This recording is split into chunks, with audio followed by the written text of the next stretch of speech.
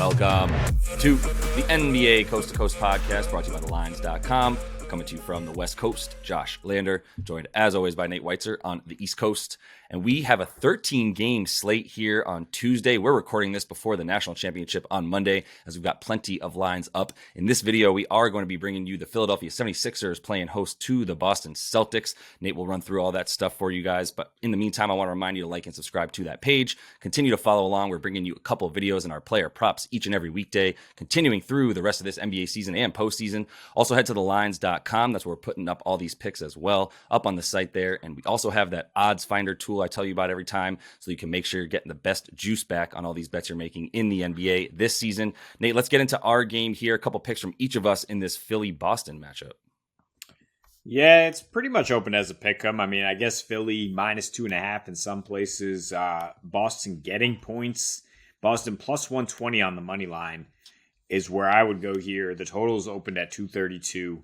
But I mean, it's more just like trying to read the room here with the Celtics. Is like, clearly there was a big boredom factor as we headed down the stretch there where they just couldn't beat the Houston Rockets of all teams. And then, you know, once they get that kind of matchup where it's like, all right, what do you have against a top tier team in the East? It was the second biggest blowout of the season, just utter annihilation. And sure, the Bucks were tired a little bit. Giannis was going as hard as he could, but it was just like literally dissecting and picking apart the top defense in the league over the last couple months. The Sixers, I'm trying to read the room with them. I mean, you look at last 6 games for both of these teams. They are headed in the opposite direction in terms of, I mean, defense, first of all, 27th in defense for the Sixers versus first for Boston. The Sixers are allowing the 5th most 3-point attempts and 8th most makes in that span. And they've lost 4 of 6. They were all on the road, though. I mean, they are still extremely effective at home. It's just like a question of how much effort are they going to put into this one? What is to be gained from beating the Celtics right now versus what is to be lost by even playing Joel Embiid 40 minutes, which I don't think they're going to do. And the last time these teams played, it took 41 points in 40 minutes from Embiid for the Sixers to only lose by 3. Harden also played 41 minutes.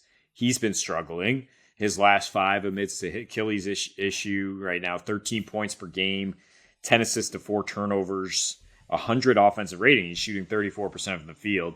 And, you know, since he had a really nice game in the opener against Boston, but also couldn't defend, right? Both the Jays had 35 in that one because Maxey was still starting. And that's the issue always with the Sixers is they can't play both those guys at the same time necessarily against a team with massive wings like the Celtics. Big reason the Celtics have won 4 straight against the Sixers, and a big reason they've gotten an incredible shot diet against this team when they played. I mean, the last couple meetings, Maxey's coming off the bench, but still the Celtics shooting nearly 50% from 3 and like doubling up the Sixers on threes, getting doubled up at the free throw line.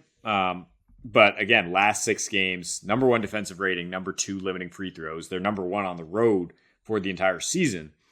And they should have Rob and Al Horford here for this matchup where, you know, they beat the Sixers without both those guys and with Jalen getting a broken face in early February.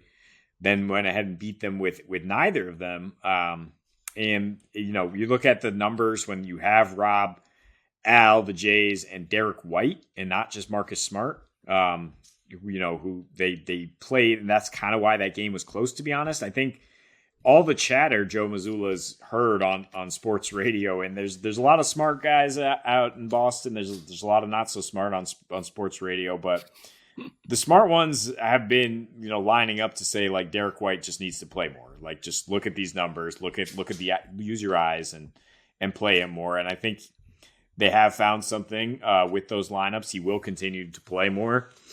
And it's just a case of just incredible depth from the Celtics that if they have their focus, like, there's nothing you can do with this team. You just hope they miss threes because they're going to get good shots every time down the floor. And if they hit over 15, 16 threes, which has been their diet, they're winning the game.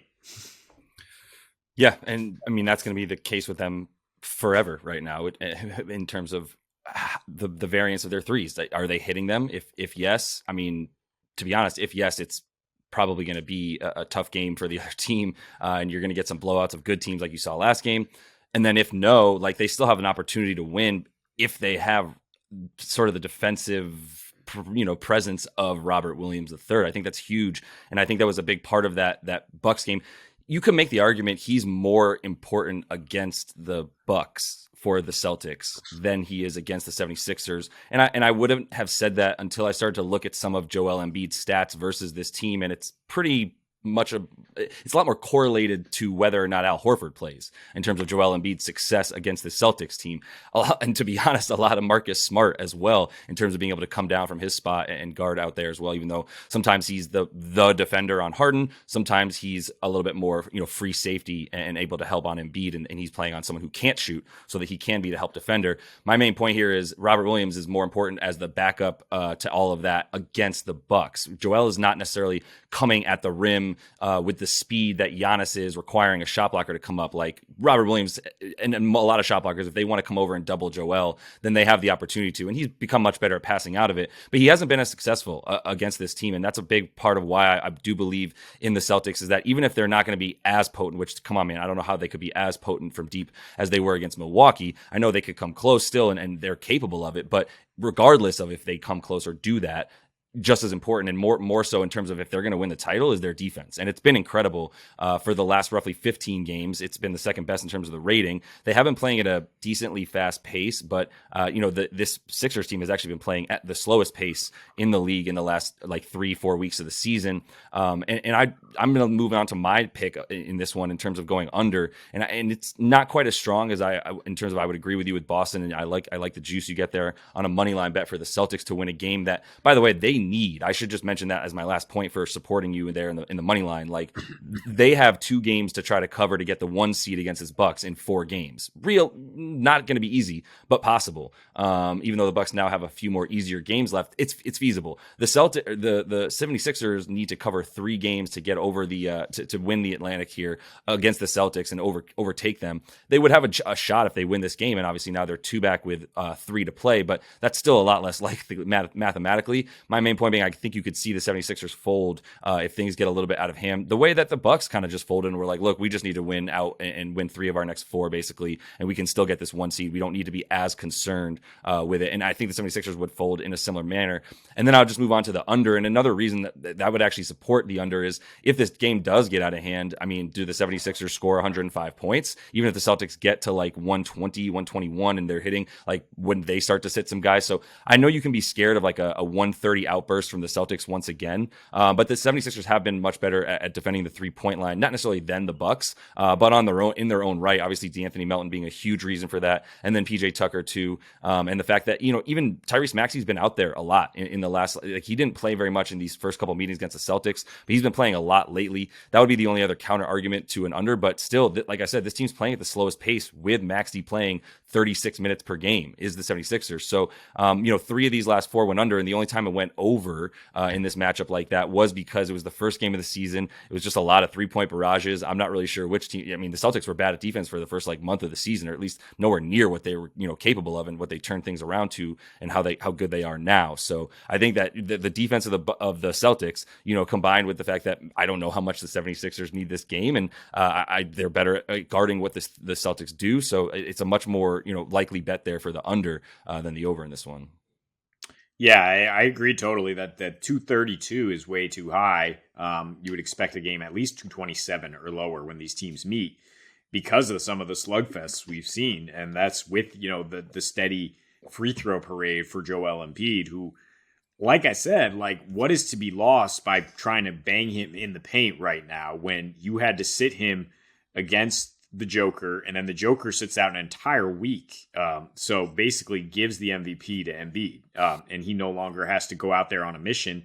You looked at, his last 3 that he's actually played, he's kind of been chilling with 32 minutes per game, 26 points. It's not the massive outburst that you see in recent games, and it's why the Sixers are no longer looking dangerous in the fourth quarter.